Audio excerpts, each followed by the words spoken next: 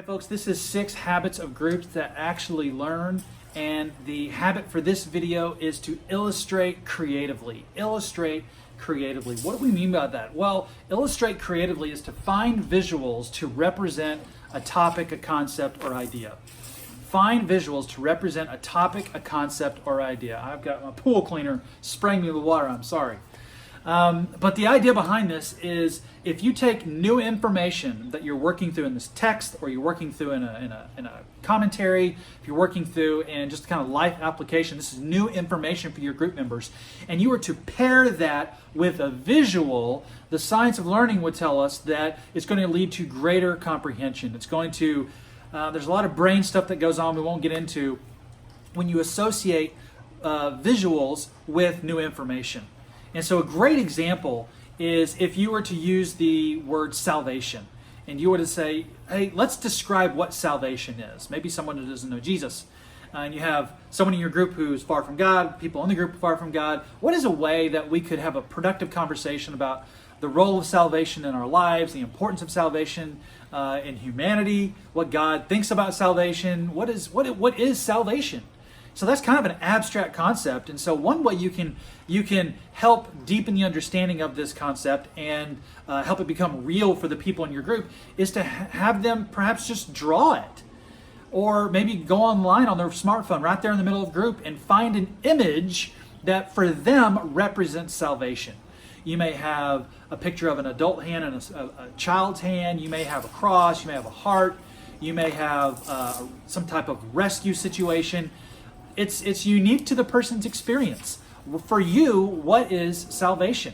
Now, once they find that image, then you have them talk about why that image is salvation for you. And what happens is your brain starts to do some really cool stuff, and it starts to have a deeper understanding of what salvation is.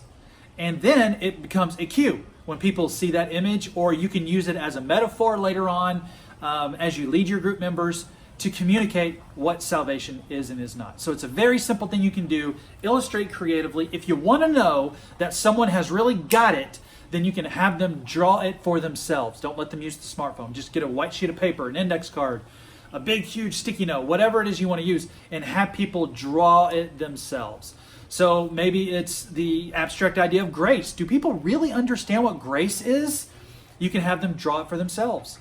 Then they can turn it around and describe it to the group. And then you as a leader can say, I'm not sure that's what we're looking for. Or maybe if we made this tweak over here, then that would be an accurate representation.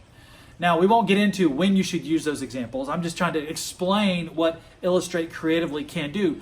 But as a habit of a group, if you're constantly looking for visuals that compare with new information, trust me, the science is there. Your group members will experience deeper learning, deeper connections being made, and meaning being made out of new information. So, hope this tip and this habit was helpful for you. Okay, the 6 habits of groups that actually learn. This information, the source information for these 6 habits comes from the learningscientist.org. So it's learningscientist.org. You can check that out. It's a community of scholars that runs that site. And they have a podcast, Learning Scientist. Just check it out on iTunes, where you can get or anywhere you can get your podcasts. And it's very valuable. It's very technical. These are cognitive psychologists who have take effective learning strategies, and they're very technical. So they use kind of scientific language. What I tried to do is take those strategies, turn them into small group language in order to help you. I follow their website. I follow their podcast. I read their blog as well. And I just look at it and go, how can I help you, my small group leaders?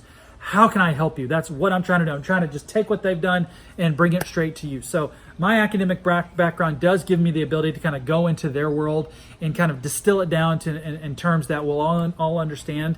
And hopefully, if you want information, you can go there. But I wanted to give them credit. This is not coming from me. This is Learning Scientists. .org. There are other strategies that are out there that could be good habits for you, but I wanted to give them credit because that's exactly where I took the information. So, all right, thanks.